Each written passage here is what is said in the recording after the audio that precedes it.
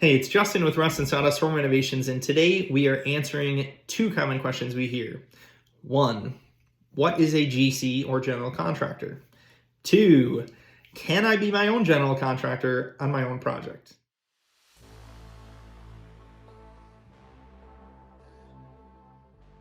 Both great questions, so let's start with first. What is a general contractor? Essentially, a general contractor is somebody who takes a project in its entirety under their control, and they're liable for all aspects of that project.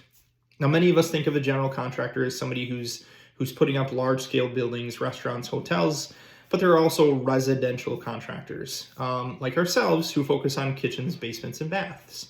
And in terms of the project, we're in control of the design and making sure that you're happy with all the selections and finishes. We want to make sure that we're within budget. We want to make sure that we can get the materials on your project or at your project when they need to be there. We're making sure that the experts who install those materials are there when they need to be there. We're making sure that the project goes smoothly. If anything comes up, we've got to find solutions to that. And this really encompasses all the way until everybody leaves your project and we offer our warranty. So essentially, the project is under our licensing, our contract. If something goes wrong, we have to find solutions, but we're reliable for the whole thing. So more into that in the second question, but the second question is, can I be my own GC? And the answer is you absolutely can. Some of the things you want to think about is relationships with contractors. Do you have any? Or how are you going to build those essentially? You want to be thinking about, how does your project need to run? So what's the process of your project? And lastly, you want to think about the materials that you need for your project. And are they the best materials that you can get? Is it the best bang for your buck, essentially?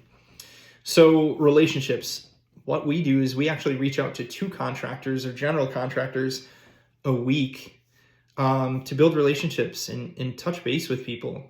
And when we are booking a project, we're actually reaching out to our specialty contractors 3 to 6 months in advance to book our projects. And these are people that we have great relationships with, and they've worked with us before and they trust us. And some of them are willing to kind of put us in a spot where we need them.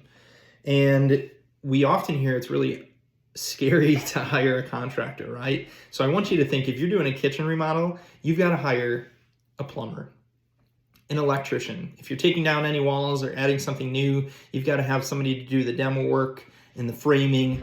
You've got to hire a drywaller, a painter, somebody who's going to provide the cabinets or make them.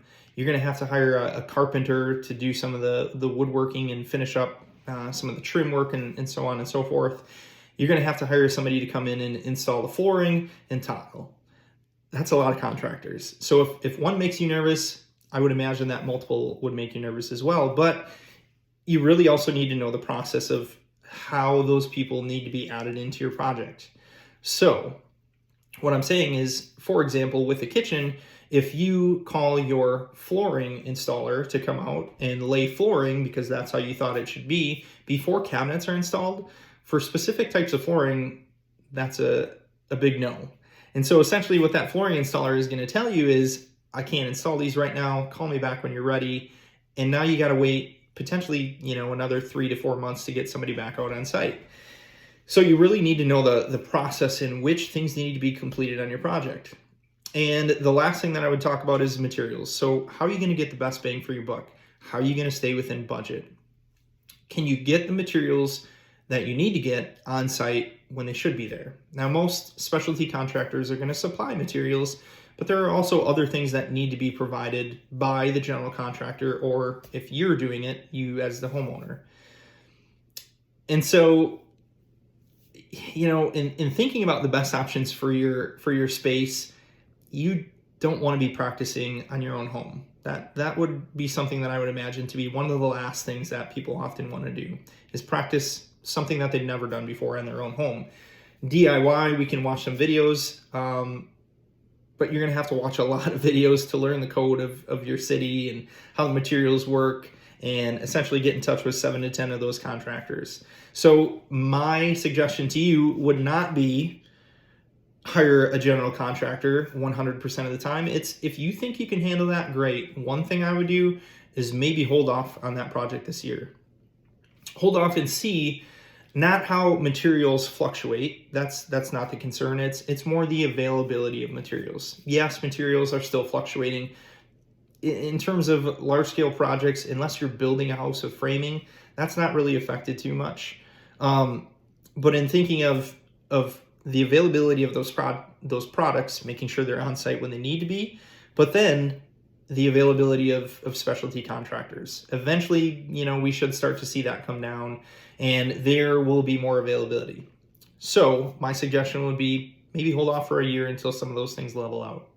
Hey, I appreciate you watching today. Thank you so much.